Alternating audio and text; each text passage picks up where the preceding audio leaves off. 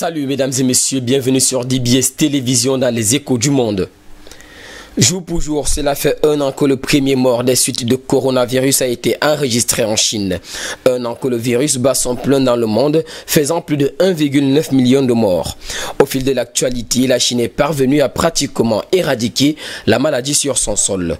En Europe, les mesures préventives et notamment des injections se multiplient dans des pays tels que la France, la Belgique et l'Allemagne, pour ne citer que cela.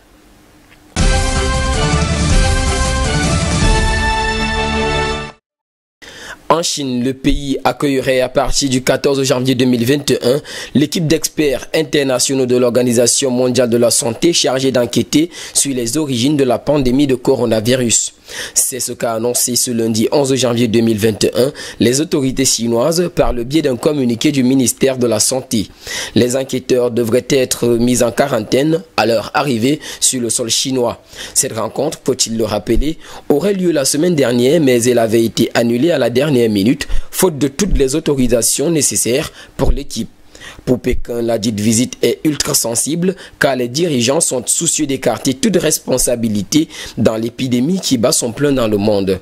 Rappelons que le président américain Donald Trump accuse régulièrement la Chine d'avoir répandu le virus dit chinois sur la planète.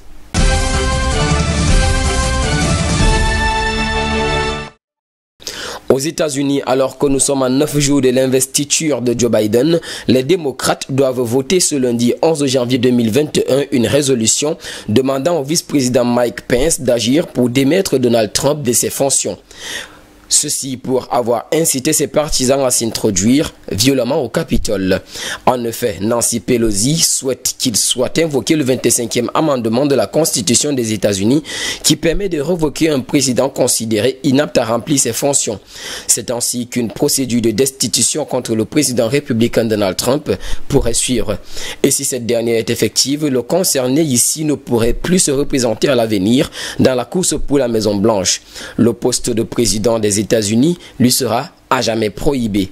Dans un cas de force extrême, pour éviter cette lourde peine, Donald Trump pourrait donc faire recours à la démission, ce qui fait de lui un homme possible de se présenter à nouveau aux élections présidentielles aux États-Unis dans l'avenir.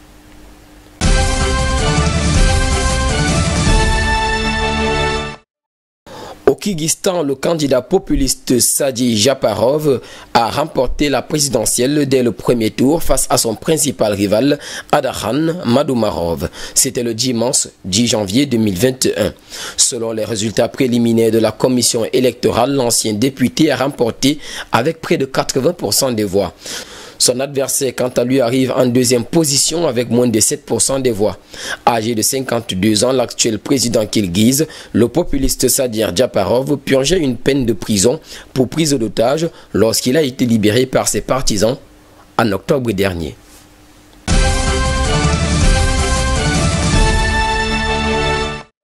En Indonésie, des morceaux de corps et des débris ont été retrouvés au lendemain du crash d'un avion indonésien en mer avec 62 personnes à bord. Cette découverte du dimanche 10 janvier 2021 a été faite au large de la capitale Jakarta et les autorités ont affirmé avoir localisé les boîtes noires de l'appareil.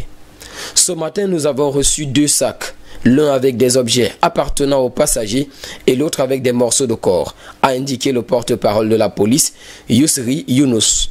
À lui d'ajouter que la police travaille sur les identifications.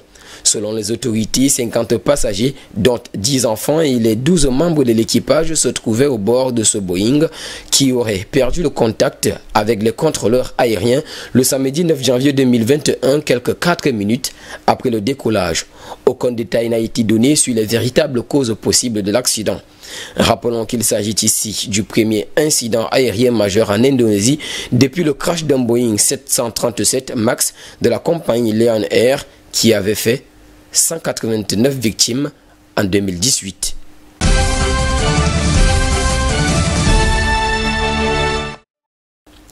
Et pour finir en Bosnie, plus de 2 semaines après l'incendie du camp de Lipa dans le nord-ouest du pays, des milliers de migrants sont toujours sans abri. Ils sont alors là, grelottant chaque jour à cause du froid et attendant impatiemment qu'une vingtaine de tentes chauffées pouvant accueillir 900 personnes finissent d'être installées. La plupart de ces migrants venus du Pakistan ou de l'Afghanistan se désolent et demandent de l'aide. Je cite certains propos. Il fait trop froid ici à cause de la neige et il y a trop de problèmes dans ce camp de Lipa. S'il vous plaît, ne nous oubliez pas et aidez-nous. Notre situation est très critique. Fin de citation. Les autorités soupçonnent des occupants du camp d'y avoir mis le feu le 23 décembre dernier pour dénoncer les conditions de vie insalubres. C'est sous la pression internationale que l'armée bosnienne a été mobilisée pour monter des nouvelles tentes et promet de reconstruire un camp en dur dans les jours à venir.